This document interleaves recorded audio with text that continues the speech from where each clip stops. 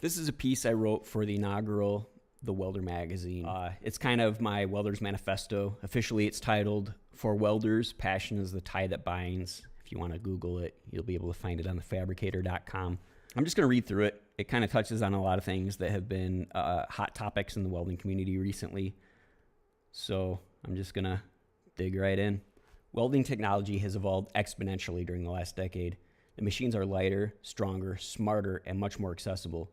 Information about all facets of the trade is available almost immediately on the supercomputer you hold in your hand. In the information age, welding is as vital to our everyday lives as ever before, and it is giving life to a new breed of welders in a unique genre of art. Even though entire factories of robots exist that can, at least mostly, do what humans used to do, what they lack, at least currently, is our adaptability and our soul. We used to weld purely out of necessity, to fix stuff on our farm implements, to keep the manufacturing plant up and running, or to collect a paycheck every Friday after MIGging random weldments that came down the production line. Other than an oxyacetylene setup, machines were heavy, expensive, and took gobs of power to run. If you or your father didn't have a job as a skilled tradesman or a production welder, then you probably didn't do much more than stick pieces of metal together, add some heat, and pray they would stay together. You had to figure out the process for yourself, and it was either gas with the bottles or a buzz box lighting electrodes. While formal training through an apprenticeship or classes at your local community college or vocational school is still the best bet for becoming a proficient welder, both physically and mentally, there's a wealth of knowledge that you can find online. A paradigm shift that coincided with the advent of forums and message boards exploded when social media, particularly Facebook and then Instagram, became as much of a part of our life as eating and breathing. Early reality TV shows didn't hurt either, as programs like Jesse James' Monster Garage became surprise hits. Welding suddenly wasn't just a dirty utilitarian job. It was a way of life to those who sought to master it, and the ticket to creative freedom held by even the novices who just knew how to pull the trigger. Who are we? Preparing for this inaugural column, I jumped online and asked welders who they are. The gist of it was this final paragraph. What is it that draws you to welding? What was it that pushed or pulled you in? If you've been around a while, what changes have you seen in the last 5 to 10 years, both positive and negative? Who do you look up to or have looked up to? Who inspires you? Where do you want to be? Are you already there? Who are you? Literally hundreds of replies rolled in, many of which will more than likely provide fodder for future columns. Replies came from high school kids freshly exposed to shop classes, 40-somethings going back to school to learn the trade, and women who got into welding to support their family and succeeded in doing that and then some. Responses poured in from Australia, Sweden, Russia, the UK, and of course, the US.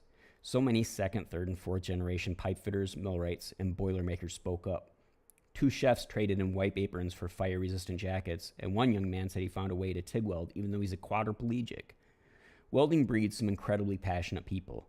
There aren't too many, yeah, it's okay folks. You either love it or you hate it.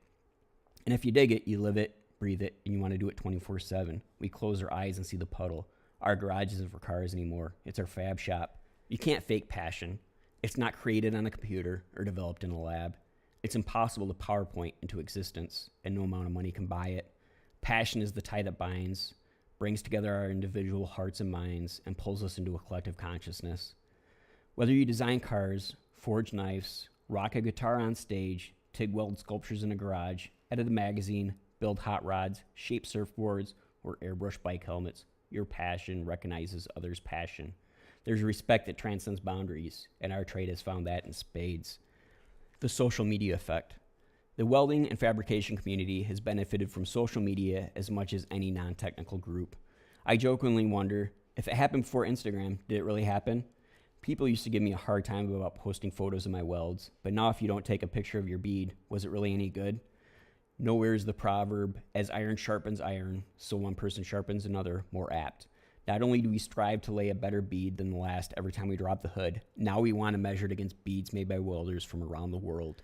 Tricks and techniques for every process that were once isolated within a trade have now spread like wildfire. Questions are asked and answered as quickly as you can type. We are part of an extremely intelligent, experienced fraternity.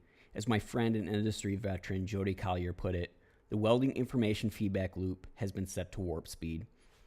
With the ability to network and sell ourselves online, every one of us has the opportunity to create and establish a personal brand.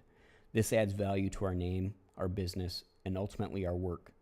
Perhaps more than the industry would like to recognize, I believe this shift has had an effect on today's tradespeople.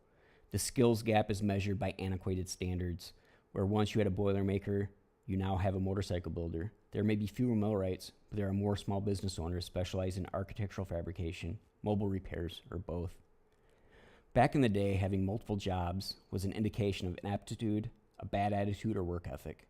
Now it's a badge of honor. Employees are less likely to settle for lower pay or shoddy benefits when they can branch out and do similar work for more money on their own. We know what we're worth, and if big business wants to outsource and continue paying its executives big bonuses instead of properly paying its talent, we can walk. If they want to pony up, watch that gap disappear. Social media has widened our audience and made the world a little bit smaller, and I've experienced this firsthand. As a sculptor, I've reached an international market that was unattainable 10 years ago. From small-scale depictions of everyday objects to large abstract pieces to just the welds themselves, the only restrictions are your skill and imagination. The quality of work only increases and more artists emerge seemingly every day. I've been doing this long enough that welders with 5 or 6 years experience under their belt approach me to say that they first saw the light when exposed to my work. Now they're a lead fabricator, a pipeline welder, or even a teacher at a trade school. Nothing feels better than bringing more hearts and minds into the fold. Who are we? We are men and women, young and old. We can build something from nothing or fix anything this side of a broken heart. We respect our tradition without being a slave to it. We are intelligent, innovative, and driven. We are passionate about the evolution of our craft. We are blue-collar tradesmen, creators, artists, and rock stars. We are welders.